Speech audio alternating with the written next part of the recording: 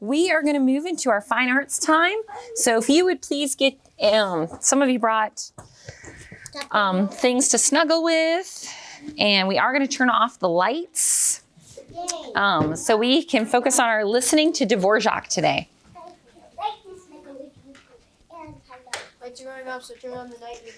So find a cozy spot. I'm going in a high. Not yet. Not yet. We're going to wait for everyone to find a cozy spot. I don't know where under the table is a cozy spot. Come with me. There's a spot against the wall. Right here, Bina. Right up here is a good spot. Nini, come here. Nini. All right. So I like to start with the listening and then to get your... I also have to sing the song. What is it? No, I don't want anybody else under there besides you, Val. Shh. All right. All right. Girls, stop. Thank you. All right. All right. So, Arabella and Elise and Danny, could you guys all find a good... You don't have a spot? There's a spot up here by the wall if you're looking for a place.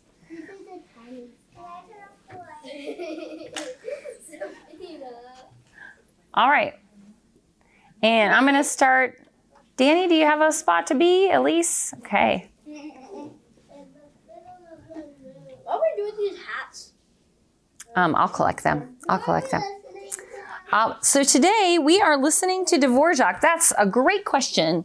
Today we are listening to Dvorak, his Serenade for Strings. And if you remember, the first week we did orchestra, we listened, his fourth movement, we listened to this the first week when we listened to all three of our pieces. So today we're only listening to Dvorak. We're going to listen to it 3 times. So first we'll do our listening, and then I'm going to ask some questions after we do our first listening.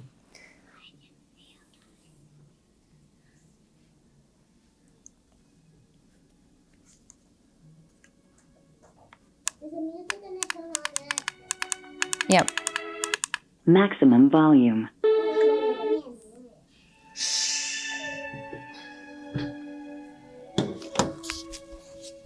You need to practice being quieter. You're talking way too much.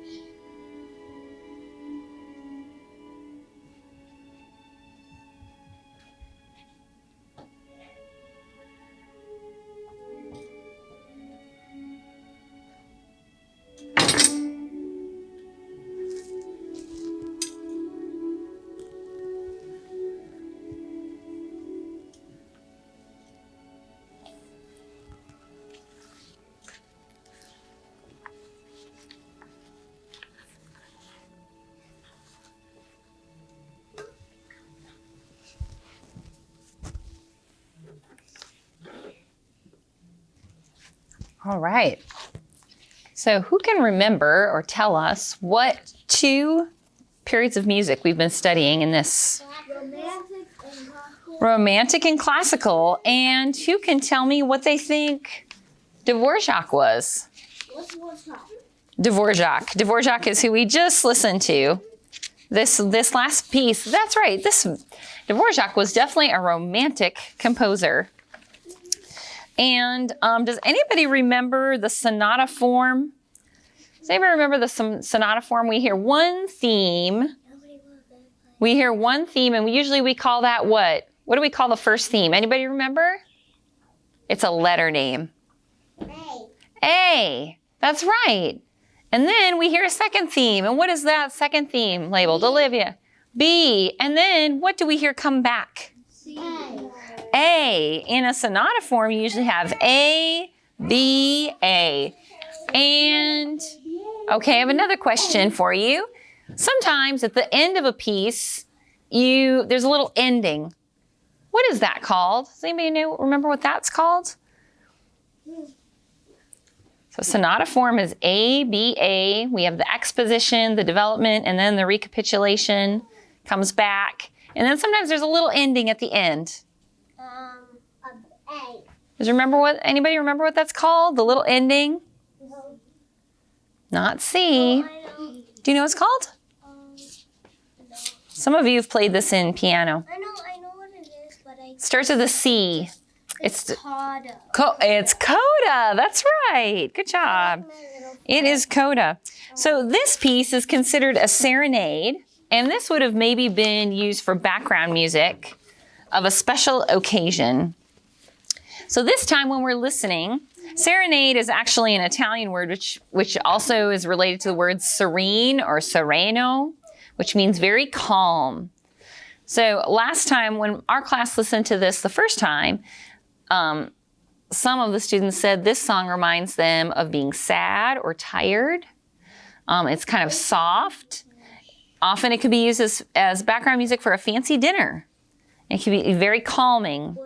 So this time when you listen if you can hear A. A what? A. And then I'd like you to put your arms up when you hear B, when the music changes to what you think might be B. B. And then when you hear it go back to A, raise your hand again. I don't even know what that means. Remember, A is the first theme, and then B is something totally new and different. Like one angry sounding and one peaceful sounding. And then you can raise your hand a third time when you hear A come back again. So raise it, second time. So raise it when you hear B, what you think is B, and raise it when you hear A come back.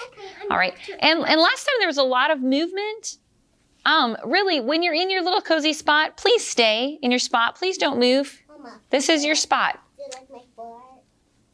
Yep, I like the forts. I like the forts. All right, so I'm going to play the music again. And you're going to raise your hand when you hear what, class? When you hear B, and then when you hear what, come back? A, come back. So please stay in your spots. Please stay in your spots. Because when it's moving, what's the one body part that gets to do the work? Sleep. Ears. It's okay. Your ears are working right now. So your body cannot be moving. Gideon, you need to stay in your spot, buddy. Sleep. That means we can't raise our hands. Well, you can raise your hands, but stay in your spot. Don't be moving in the room, please. Thank you. Okay.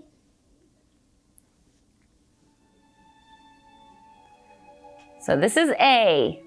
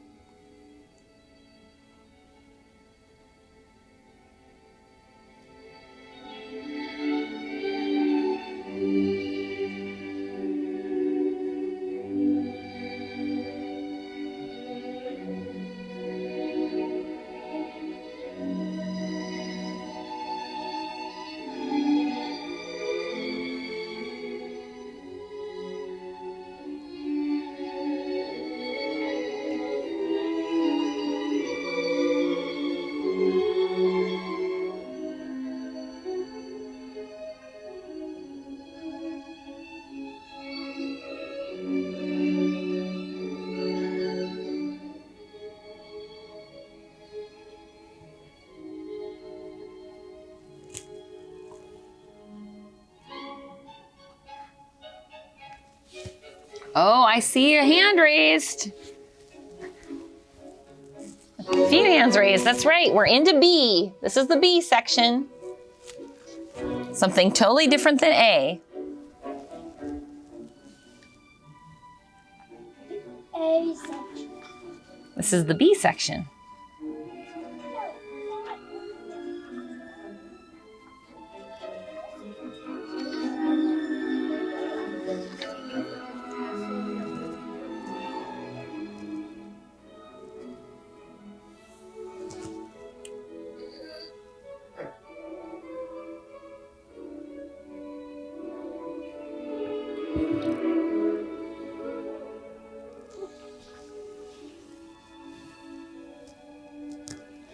Oh, and I see a hand raised again. That's right. A has just come back. It's just like the beginning.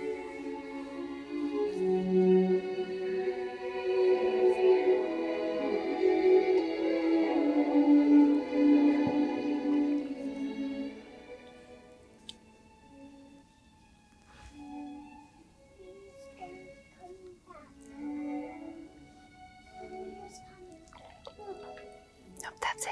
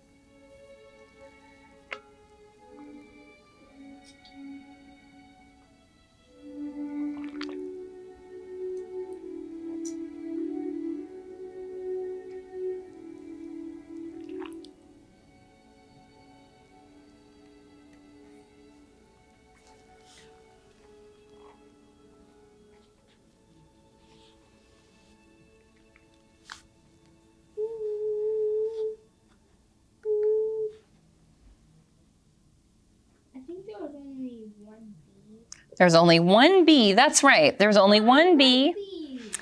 I know. B was fun, wasn't it? How did you? It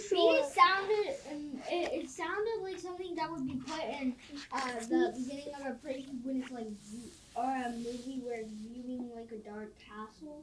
That's right. B had more exciting. B was more exciting. That's right. A sounds like what? How would you describe A? More peaceful, like you're sitting by a river, which is too peaceful. Or more like, and B is more like Fred puffing himself out. Okay. A is more when he's just swimming around and not doing anything. Yeah, maybe beside a river. Those are some good scenes to describe even what you're feeling while you're listening. Well, now I'd like Okay. All right. So Dvorak, does anybody know where Dvorak was from? I don't know. Anybody have an idea? No. So he was from Bohemia. But what?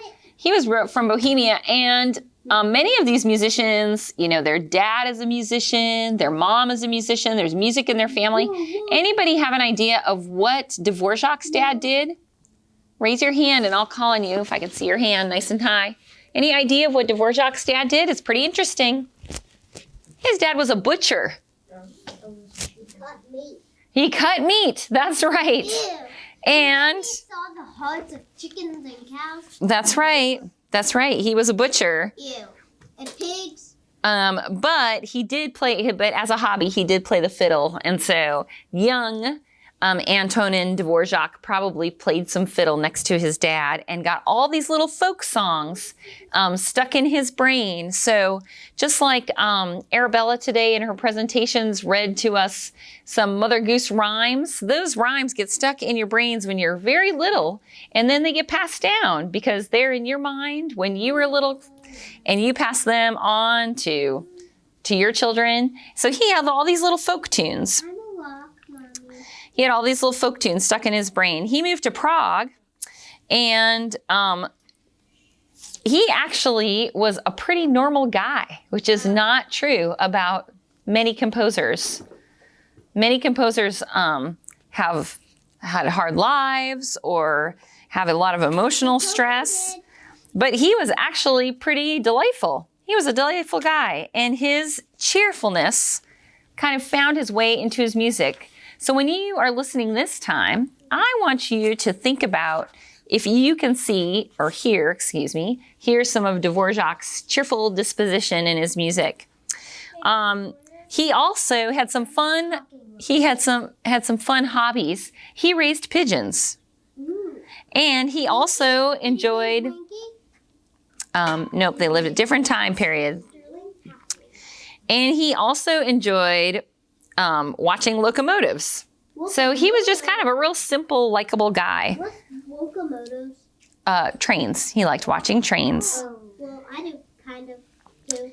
And he also had a great gift for melody. So one of the things you can hear in this piece, in the Serenade for Strings, is a common melody, especially in A, has a very distinctive melody. Maybe one or two of you could try and sing it after we listen our third time. But that's what he was really good at. He also came to America, and he was in America for about 3 years, and during that time wrote his New World Symphony. And what's interesting about the New World Symphony music is that if you might hear it and think it sounds very American. But if you play it for someone who is Czech, they may hear some of those bohemian melodies that Dvorak was known for. So this time in our listening, I want to see if you can pick up his little melodic phrase that he plays, especially in the A section of this piece.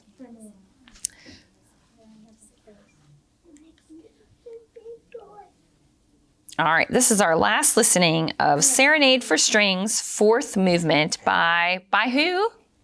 By who? Brahms. Not Brahms. By who? By Dvorak. That's right. By Dvorak. We're listening for his melody lines in A.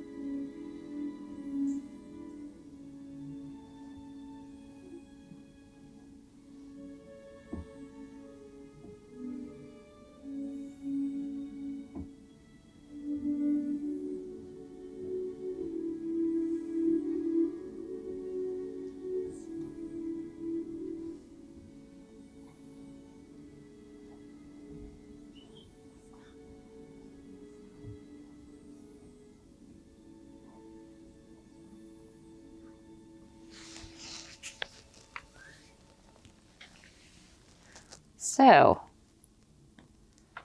can anybody hum out that tune of A?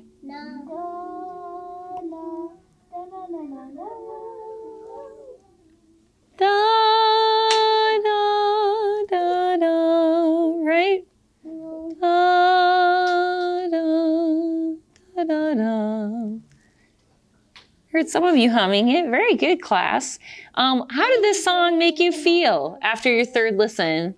What are some of the feelings that you had when you were listening? I like B the most. You liked B the most? Yes. What did you like so much about B, Danny? That it was a dark and gloomy one. Oh, you know what? That A brings... little bit more speedy. That's right. He changed into what kind of a key, everybody? Because it's different. What did he change into? Did he stay in a major key? No. Minor. No, he changed into a minor key in the B section. That's right. So it was different. It was a little bit darker. What are some other overall feelings that you had listening to the Serenade for Strings? How does it compare to what we've listened to the last 2 weeks, the Beethoven and the Brahms? Something. Can you compare? Do you remember those two pieces? Can you compare them? Go and get your beans. Oh, that's right. Come and get your beans, boys. That was Brahms. Go and. And how about Beethoven? What did Beethoven sound like? Beethoven sound like dun dun dun dun. That's right. Dun, dun, dun, dun. That's right. Very stormy sounding. Very stormy sounding. Any other thoughts? Girls in the middle, any other thoughts? What were some of your feelings listening to Brahms? Peaceful. Didn't have any feelings. All right. How about, let me see, Mrs. Steffens, can you turn on the lights? I'd like to see a row of thumbs up or thumbs down that this was your favorite of our 3 pieces. Oh, favorite. Lots of thumbs up. It made you sleepy. It made you relax. It made me like I need to sleep. Made you like you need to sleep. All right. Well, why don't we go ahead and tidy up our classroom, and we are going to get ready for our time of science.